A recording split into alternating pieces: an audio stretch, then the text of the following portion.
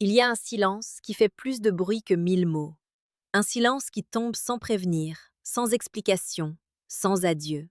Un silence qui remplace des conversations quotidiennes, des rires partagés, des habitudes construites lentement. Du jour au lendemain, quelqu'un que tu aimais disparaît. Plus de messages, plus d'attention, plus de présence. Et ce qui fait le plus mal, ce n'est pas seulement l'absence, c'est l'incompréhension. Tu te demandes ce que tu as fait de travers. Tu relis les anciens messages.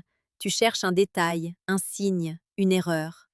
Tu rejoues chaque interaction dans ta tête, comme si la réponse se cachait quelque part entre deux phrases oubliées. Mais voici la vérité que peu de gens acceptent vraiment. Le silence des autres n'est pas toujours une réponse à tes actions. C'est souvent le reflet de leur propre chaos intérieur. Les stoïciens l'avaient compris il y a des siècles.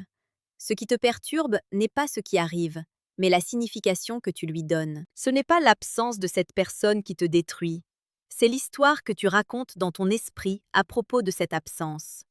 Tu te dis peut-être, si elle ne me parle plus, c'est que je ne compte pas. Ou encore, j'ai dû faire quelque chose de mal.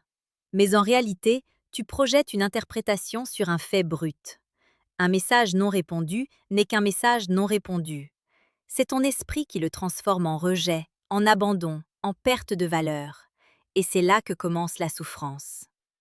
Marc Aurèle écrivait, en substance, que si quelque chose extérieur te fait souffrir, ce n'est pas cette chose en elle-même, mais ton jugement à son sujet.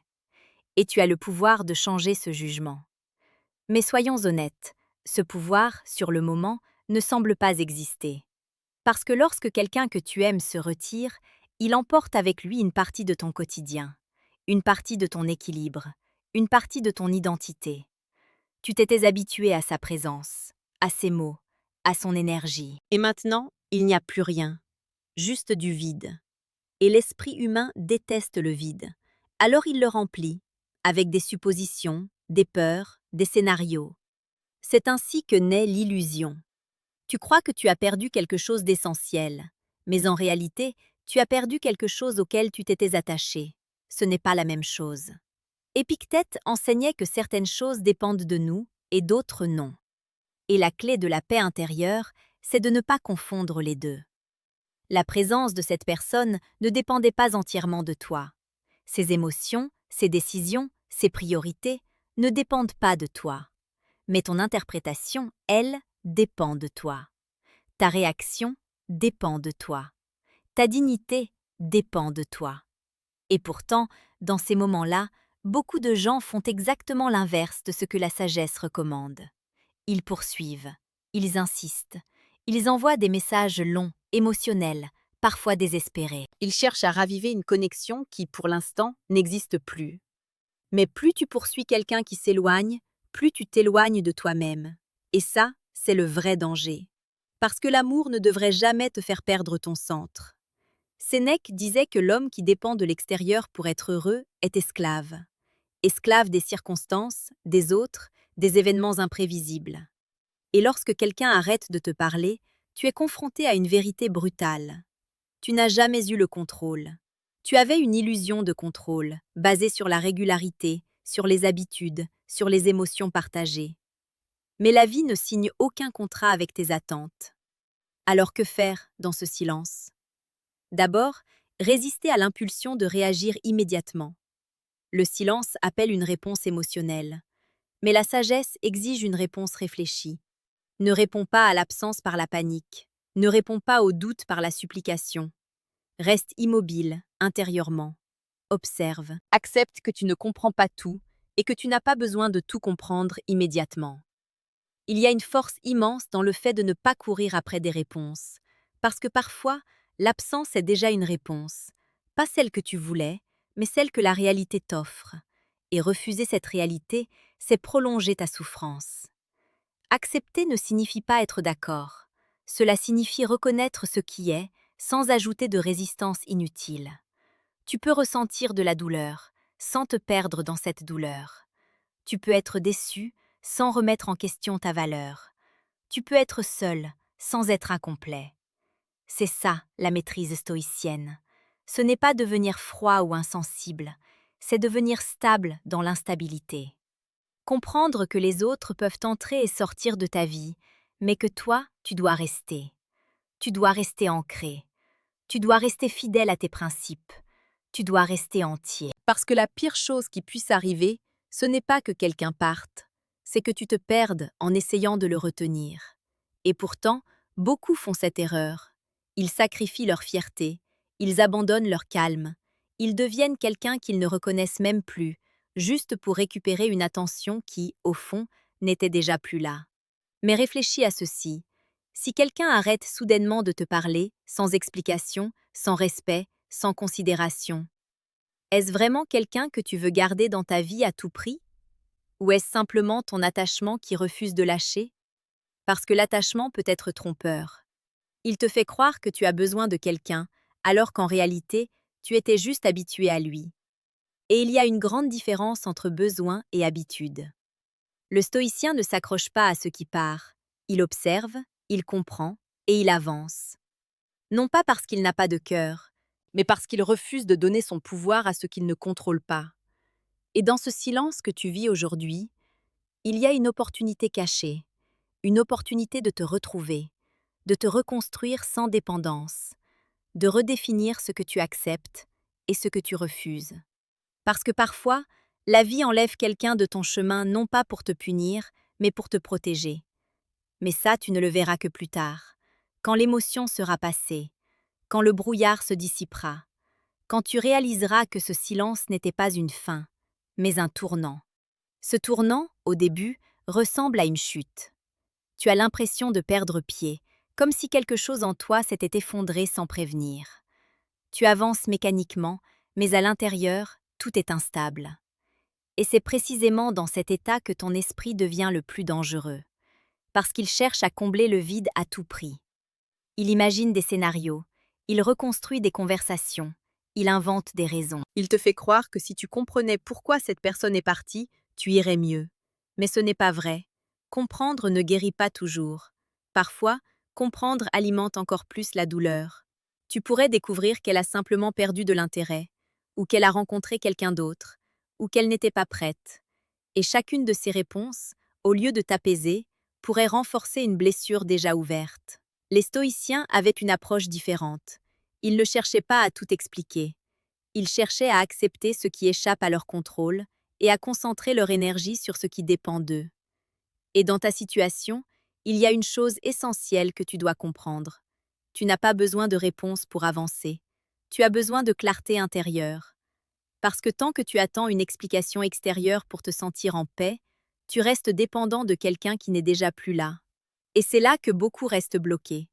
Ils attendent, ils espèrent. Ils regardent leur téléphone encore et encore, comme si un message pouvait réparer ce qui s'est brisé.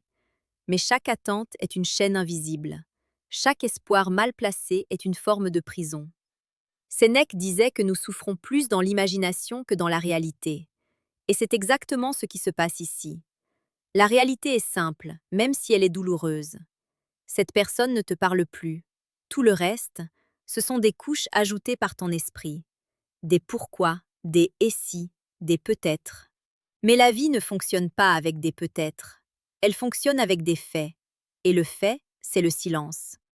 Alors au lieu de lutter contre ce silence, apprends à l'écouter. Pas pour y trouver une justification, mais pour y trouver une leçon. Le silence révèle toujours quelque chose. Il révèle ta dépendance émotionnelle. Il révèle tes attentes. Il révèle les endroits où tu as donné trop de pouvoir à quelqu'un d'autre. Et ce n'est pas une faiblesse, c'est une prise de conscience. Parce que tu ne peux pas corriger ce que tu refuses de voir. Peut-être que tu avais placé cette personne au centre de ton attention. Peut-être que ton humeur dépendait de ses messages. Peut-être que tu avais commencé à construire une vision de l'avenir autour d'elle. Et maintenant que tout s'arrête, tu te retrouves face à toi-même, sans distraction, sans illusion, juste toi, et c'est inconfortable. Mais c'est aussi là que commence la transformation. Épictète disait que ce qui trouble les hommes, ce ne sont pas les choses, mais les jugements qu'ils portent sur ces choses. Et il ajoutait que si tu veux être libre, tu dois apprendre à ne rien désirer qui dépende d'autrui. C'est une phrase difficile à accepter, parce qu'aimer implique toujours une part de dépendance. Mais le stoïcien ne rejette pas l'amour. Il refuse simplement de perdre sa stabilité à cause de lui. Il aime sans s'accrocher, il donne sans se perdre, il apprécie sans exiger, et surtout, il reste complet, même en l'absence de l'autre. C'est ça que tu es en train d'apprendre, même si tu ne t'en rends pas encore compte. Ce silence est une épreuve, mais chaque épreuve contient une direction. Et cette direction, c'est toi, pas l'autre, pas le passé, pas ce qui aurait pu être. Toi. Reviens à toi. Reviens à ce que tu contrôles, tes pensées, tes actions, ton énergie. Arrête de regarder en arrière, là où il n'y a plus rien. Commence à regarder en avant, même si le chemin est encore flou. Parce que rester figé dans l'attente, c'est refuser d'avancer. Et avancer ne signifie pas oublier. Cela signifie accepter et continuer. Il y a une forme de dignité silencieuse dans le fait de ne pas courir après quelqu'un qui s'est éloigné. Une forme de respect de soi, une force calme. Et cette force, elle se construit dans ces moments précis. Quand tu choisis de ne pas envoyer ce message, quand tu choisis de ne pas supplier pour une attention, quand tu choisis de garder ton calme, même si à l'intérieur, tout crie. C'est là que tu grandis. Pas quand tout va bien, mais quand tu fais face à ce qui te déstabilise, sans te trahir. Et peu à peu, quelque chose change. L'urgence disparaît, le besoin s'apaise, la dépendance diminue. Tu commences à voir les choses différemment. Tu réalises que ce silence ne définit pas ta valeur, que l'absence de quelqu'un ne diminue pas ce que tu es, que ton importance ne dépend pas de l'attention qu'on te donne. Et ça, c'est une libération. Parce que tant que tu cherches ta valeur dans les yeux des autres, tu restes vulnérable à leur absence. Mais quand tu la trouves en toi, plus personne ne peut te la retirer. Et soudain, ce qui te faisait souffrir devient un enseignement. Ce qui te brisait devient une force. Ce qui te manquait devient un espace pour te reconstruire. Tu comprends que certaines personnes ne sont que des passages, des chapitres, pas des destinations. Et ce n'est pas triste, c'est la réalité de la vie. Tout ne dure pas, mais tout enseigne. Et parfois, les leçons les plus profondes viennent des silences les plus douloureux.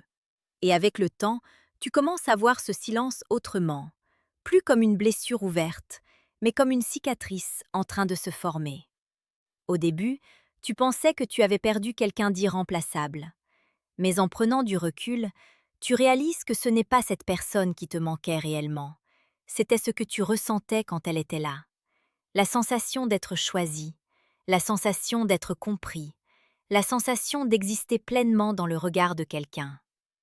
Mais voici ce que peu de gens comprennent. Ces sensations ne viennent pas des autres. Elles sont activées par les autres, mais elles existent déjà en toi. Et c'est pour cela que tu peux les retrouver, même en leur absence. C'est ici que la sagesse stoïcienne devient puissante, parce qu'elle ne t'apprend pas à éviter la douleur. Elle t'apprend à ne pas devenir dépendant de ce qui peut disparaître.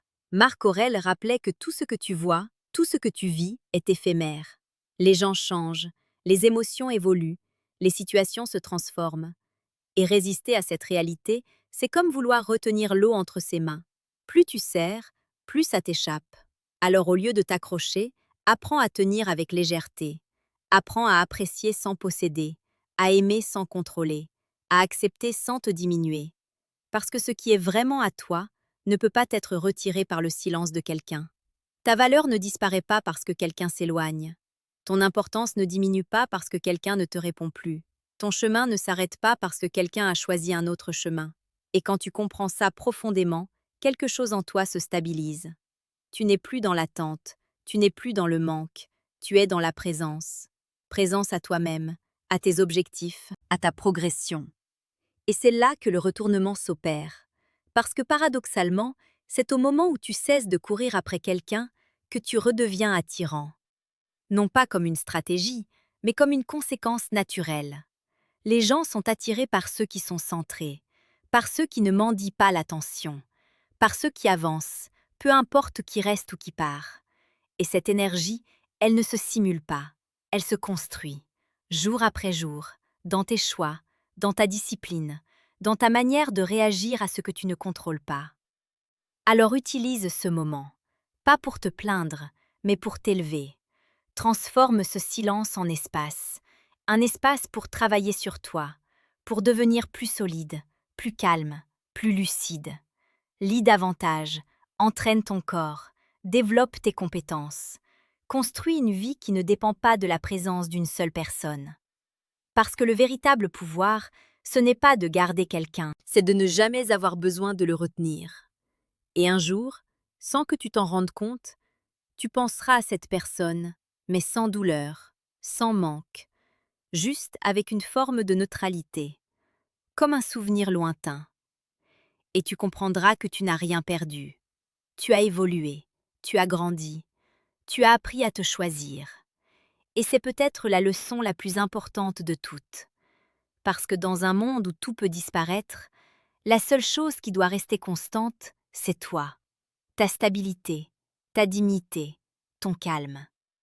Alors la prochaine fois que quelqu'un s'éloigne sans explication, ne cours pas, ne supplie pas, ne te perds pas. Reste, reste solide, reste centré, reste fidèle à toi-même. Parce que celui qui maîtrise son esprit ne perd jamais vraiment. Il transforme, il apprend, il avance. Et surtout, il devient inébranlable. Petite parenthèse les amis, j'ai créé un manuel complet sur la séduction stoïque. Il t'apprend comment parler avec maîtrise pour créer une vraie attraction. Le lien est en première ligne de la description. On continue. Et si ce message t'a parlé, si tu as reconnu une part de toi dans ces mots, alors n'oublie pas de t'abonner. Pas pour moi, mais pour toi, pour continuer à nourrir cet esprit qui cherche à comprendre, à grandir, à se maîtriser. Parce que la vérité, c'est que la vie va continuer à te tester. D'autres silences viendront, d'autres départs, d'autres incompréhensions. Mais cette fois, tu ne réagiras plus de la même manière. Tu observeras, tu accepteras, tu avanceras. Et dans ce calme nouveau, tu découvriras quelque chose que beaucoup cherchent toute leur vie sans jamais le trouver. La paix intérieure.